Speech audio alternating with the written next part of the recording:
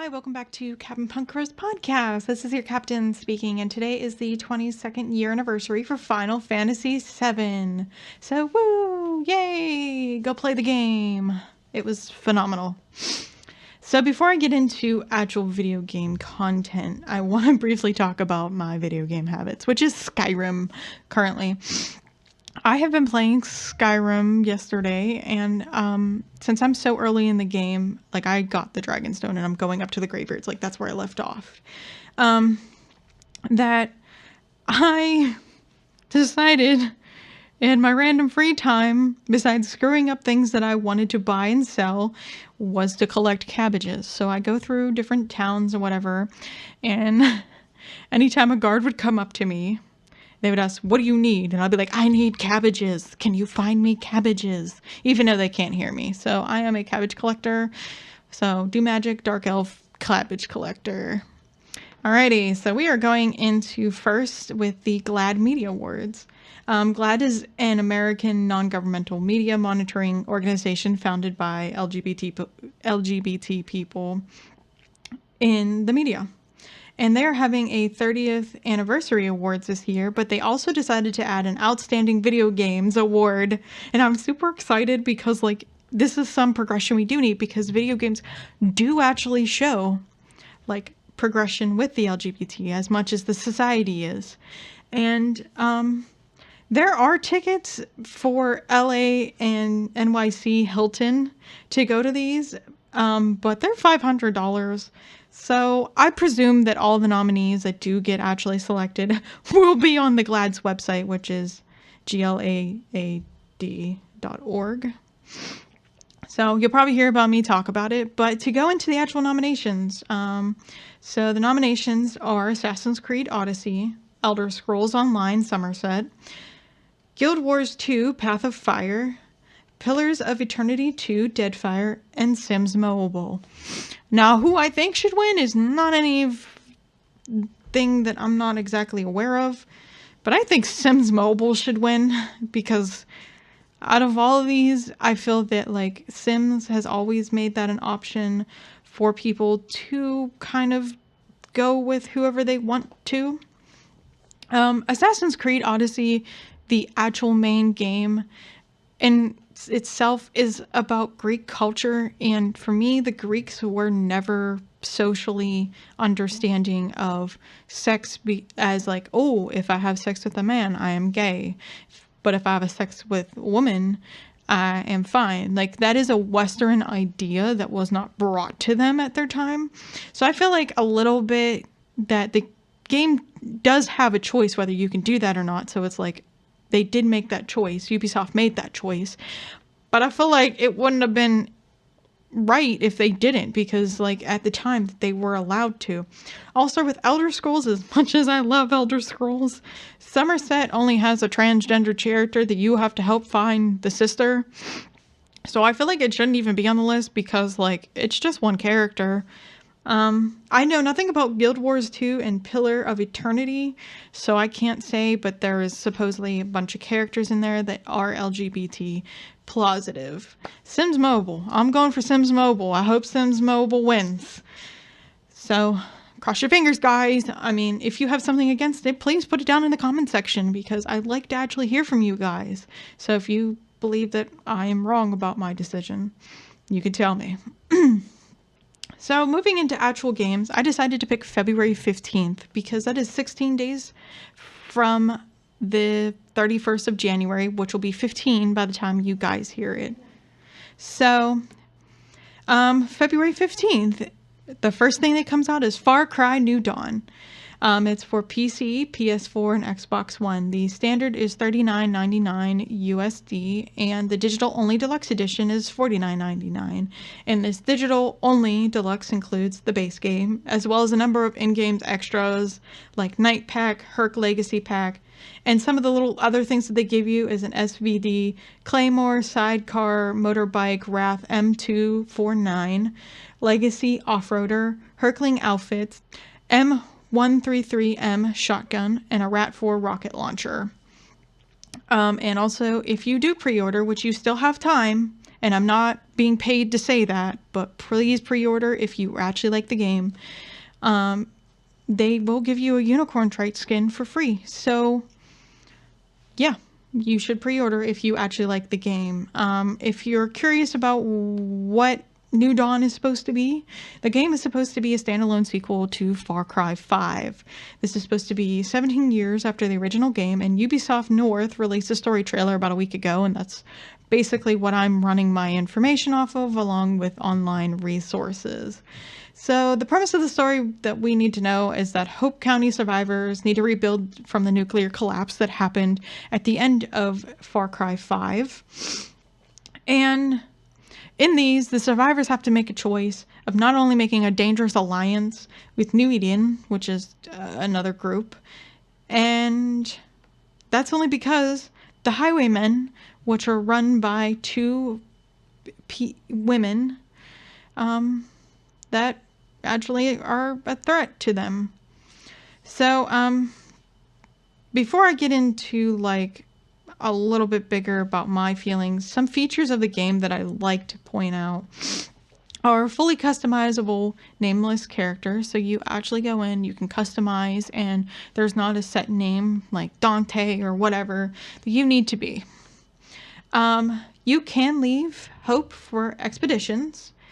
However, minus to the game that some things have happened before is that you can not do mods and attachments to weapons anymore, but it does go with an RPG with level area for weapons, enemies, vehicles, and the home base. And along with that, even though that you cannot modify your weapons, enemy units, including animals, have health bars, so you actually know if you're dealing some damage onto your partner. And as I said previously, that the Highwaymen are run by two female leaders. Their names are Mickey and Lou, and they are some badass bitches. I thought that they were bad. So I think it was great. I think the game looks beautiful, and I like the fact that not only are the factions very separated, but the fact that one faction might have to choose to doing something that would be of the devil. They say in the game it would be a devil's deal. So I really like that. Along with that, I like that now the outposts and the expeditions are actually replayable in the main game loop, so you can actually go through and replay it.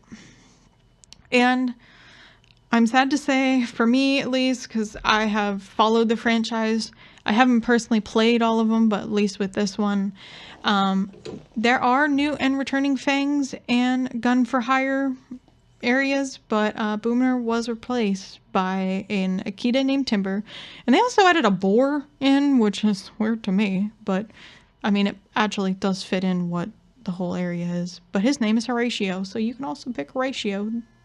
So in this game, progression is done by scrap and XP, so that is something that is a little bit new for the game, but I think that it's kind of cool that we still can do that. And they did make it easier to craft on the go, so now you can. But again, I still think Far Cry is a little weird for releasing this because it's not of their normal behavior, and everybody has been starting to crap more and more on Far Cry. And the fact that they keep kind of milking it, as most video companies, like, you know how I feel about milking it, like I know they do. But I mean, it's still beautiful, and I really like the scenery. I really like the video in the sense of like going into after a nuclear thing, which I mean is a Fallout kind of thing, but it's not, because this time at least like did its own thing. It's above ground, and it's making some decisions that might not be easy when you're stuck in these situations in a survival mode. Talking about survival mode, I am also going to be talking about Metro Exodus, which also releases on the 15th. It will be for PlayStation 4, Xbox One, and PC. Now, all the information I'm about to tell you is from Exodus' website, because there is so much with this. So the physical and the digital standard is $59.99. Digital Gold Edition is $84.99. The physical Aurora Limited Edition is $89.99. And Metro the game has an exclusive Spartan Collector Edition, which is $149.99, plus you will have to pay like $45 in shipping and handling. They recommended for January 31st to get and buy your game. However, since you will be hearing this on the 1st, you may not actually get the game on time, but they do say that it might come early, so you might still be able to get it on time. But as you probably know, I do tell you normally exclusives with each edition, but each system has its own exclusives along with each edition. So each edition brings you something, but each pre-order that you do, so if you have an Xbox One, PlayStation, or PC, that each one will give you something. So if you buy, say, the digital gold PS4, it's not going to be the same as the digital gold Xbox One. So they're doing a lot when it's coming out to this. So I feel like there's a lot of editions and just a lot of pre-order. And I don't know if they're really trying to sell the game or what, but it's crazy. Also, with the Aurora Limited Edition, you can only find this at GameStop and Amazon, so you can't just buy it anywhere. And I'd like to also discuss with PC. Originally, it was set to release on Steam. However, due to a publisher's decision to make the game exclusive to another PC store, which I found weird, the game developer and publisher had assured us all that all prior sales of the game on Steam will be fulfilled on Steam, and Steam owners will be able to access the game and future updates or DLCs through Steam. We think this decision to remove the game was unfair, like a lot, and especially with the pre-sale, I just don't understand. Like, I relate a lot with this, and who they gave it to was Epic Games. And I don't know, but like, Steam's fine. Steam's always been a power, but I feel like that game was unfair to remove to Steam customers because not everybody's on Epic Game, and not everybody wants to download another platform to have to buy. And these people did really like buy these on Steam, and they're claiming they're going to be fine, but you never know, you know, and I really hope that everyone who has already pre-ordered the game will really get it through Steam. So I really hope for you guys. And I'm a little appalled at it, but like I can understand because they are still a business, and maybe Steam, in their opinion, was taking too much from their business. So they might be greedy. But besides that fact, I think it's still going to be a pretty good first-person shooter open world. Metro Exodus is supposed to be set in the future. It is set in 2036 after the last Metro Last Light. The game continues Last Light's redemption ending. So if you go through, there's different forms of ending. It follows the redemption ending.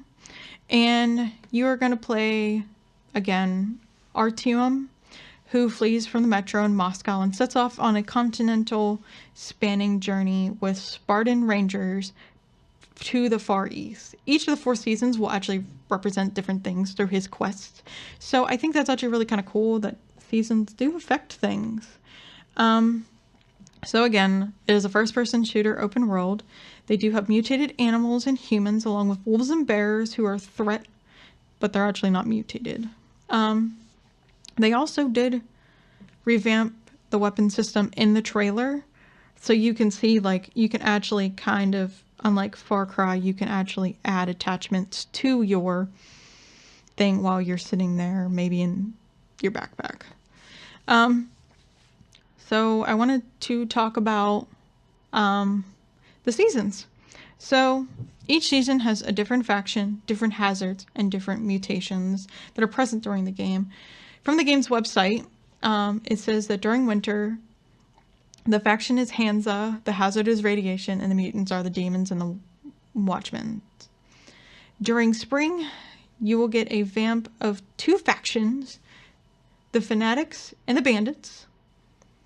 The hazard is a blue anomaly, and your human, animals, and shrimp are what you need to watch because shrimp got radiation from the previous season, so you gotta watch. Originally, summer and autumn were not released for a little while, but they actually are up on the website. And summer's faction is fire worshippers. Your hazard is sandstorms, and watch out for them lurkers. Lastly, autumn brings the children of the forest. You have to survive. There's no like, oh, there's a sandstorm, there's a snowstorm, there's this. Like, you have to, this is a survival point, I think, for a lot of it. And there's wolves or bears. So I think it's a lot more foresty since it's children of the forest. So I think you'll be going through a lot of foresty like things. So it might be a really big survival. The whole game is a survival game, but I think this is where the pinpoint. And I do find this game really beautiful and creepy at the same time. I think that the game does do really well at what they do, even though that they did make some decisions that I don't agree with. I recommend buying it just for the sake of everything, but I mean, if you want to check it out, there is a ton of trailer stuff. They do have a website. They explain a lot of this, and there are other games before this that you probably want to play. But I overall think, even though I have not personally put my hands on this game, that I actually want to play it. It looks fun, and open world is really great to do stupid stuff. So you could probably do some stupid stuff, but it's also a survival game, so you probably shouldn't do stupid stuff. So, anyways, that's all for right now, and I hope to see you again next week.